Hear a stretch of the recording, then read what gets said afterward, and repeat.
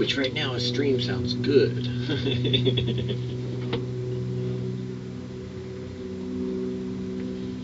Oh, it's delicious. Seeing then that we have a great high priest, Jesus, the Son of God, let us hold fast our profession. Let us come boldly into the throne of grace, that we may obtain mercy and find grace to help in time of need.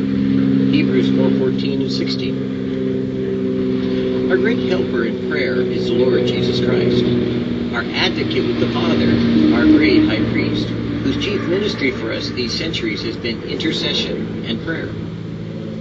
He it is who takes our imperfect petitions from our hands, cleanses them from their defects, corrects their faults, then claims their answer from his Father on his own account and through his all-atoning merits and righteousness.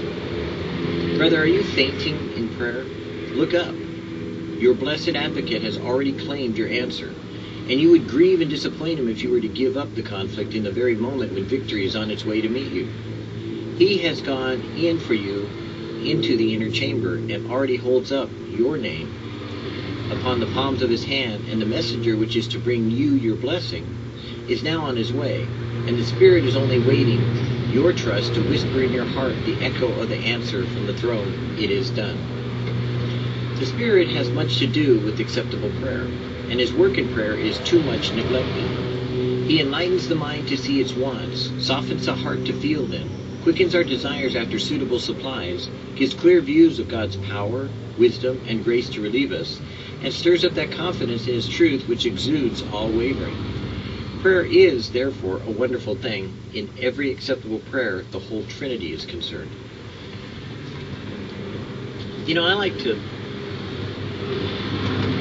often drop the word prayer from my vocabulary because I think too often people get carried away with the idea that prayer is petition and just casting something out there and hoping for some kind of magical answer that, either does or doesn't come. Or sometimes they get carried away with claiming something that they felt like because they were told they had to claim it, because it was something God promised, that they have to do something in order to get it. For me, I like to throw that aside and lay it down at God's feet and say, prayer is conversation with God. It's having a interpersonal relationship with God in an intimate way, that you don't have to say those things that you see on TV or you hear from other people doing their religious thing, but rather you can trust in the Lord in such a way that you can confidently ask him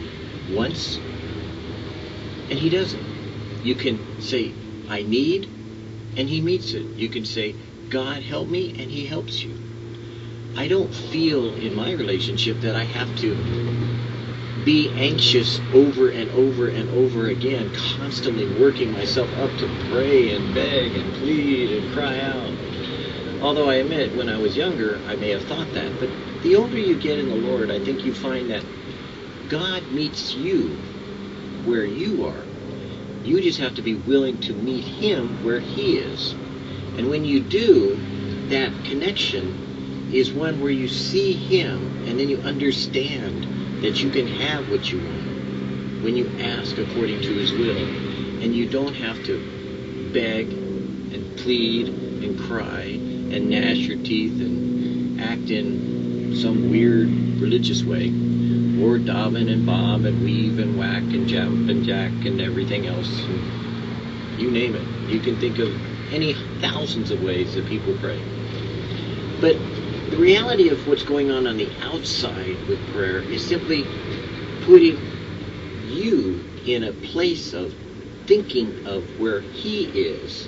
So if you light a candle, or if you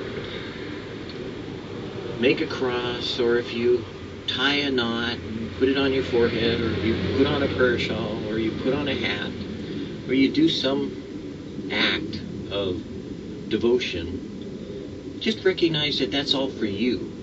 It's not for God. God already knew what you were going to say before you even started.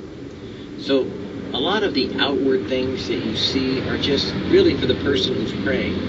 and for the people around them, if there are some.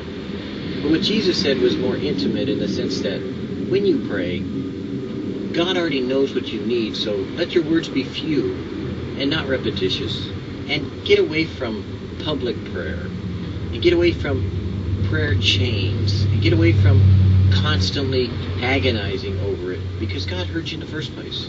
So just trust Him. Take it to Him in a normal conversation and ask Him for it. And then leave it there. We used to say, take it to the Lord in prayer and leave it there. You don't have to pick it back up once you said it. It's over with and done as far as He's concerned. You just have to wait and see how He answers it. And at that moment in time, you can rejoice in it, because He does answer prayer. It's up to you. You can do it the easy way. You can do it the religious way. Or you can do it the hard way. Any way you do it, pray.